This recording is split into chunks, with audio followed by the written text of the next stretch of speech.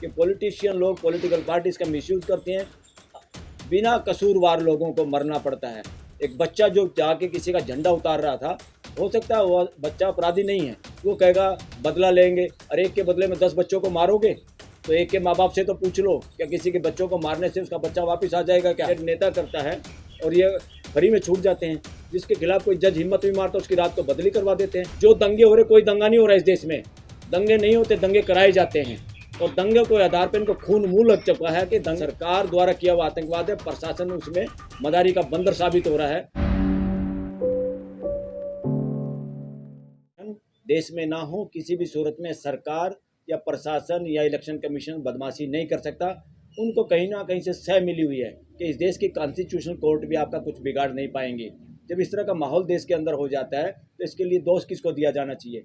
मैं as an advocate इस बात को खुले तौर पर कहना चाहता हूँ, देश में जितनी भी अफरा तफरी है, सांप्रदायिक घटनाएं हैं, बदमाशी है, भ्रष्टाचार है और मशीनों से छेड़छाड़ है, इलेक्शन में हेरा फेरी है, रिगिंग है इलेक्शन में, उसकी सारी जिम्मेदारी मैं एज एन एडवोकेट ज़्यादा जिम्मेवारी और सारी जिम्मेवारी मैं डालना चाहता हूँ देश के कॉन्स्टिट्यूशनल कोर्ट पे, हाई कोर्ट्स और ख़ास तौर पे सुप्रीम कोर्ट पे। सुप्रीम कोर्ट के सामने ये मुद्दा था। सुप्रीम कोर्ट के पास आर्टिकल 142 है कंप्लीट जस्टिस करने के लिए। उनको पता नहीं था क्या? सुप्रीम कोर्ट को पता नहीं होना चाहिए क्या?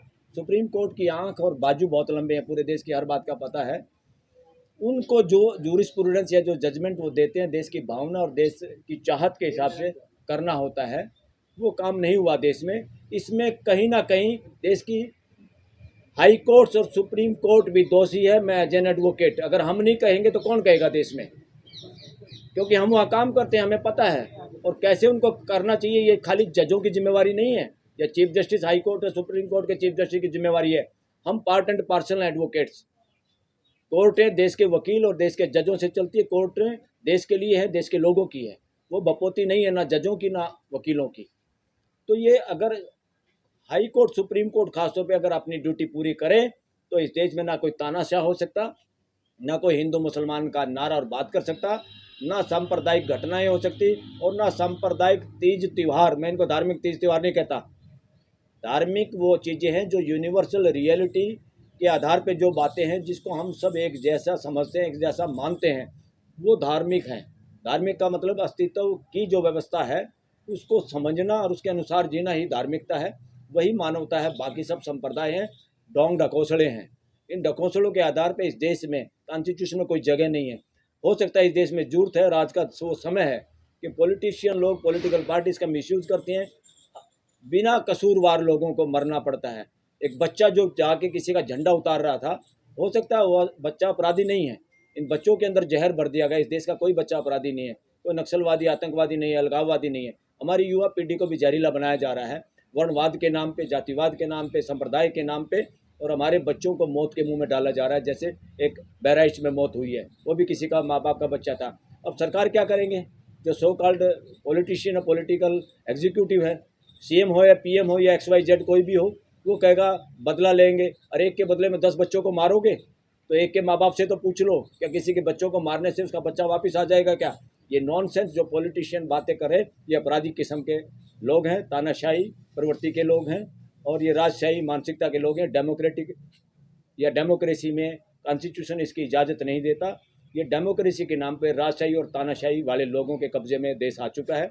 इससे देश को निकालना है और इसमें अहम भूमिका है अपोजिशन पार्टीज, जितने भी लोग दूसरे हैं। या अपोजिशन कुछ नहीं होता, कॉन्स्टिट्यूशन में अपोजिशन नाम की कोई चीज़ नहीं है ना। देश में पोजीशन अपोजिशन होती, कोई राजा या उसका दुश्मन नहीं होता।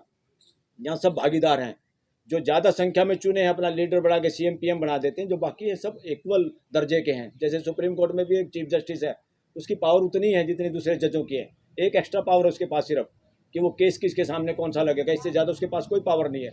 इसी तरह से PM के पास भी वो कुछ लोगों का एक लीडर बन गया, वो पावर है।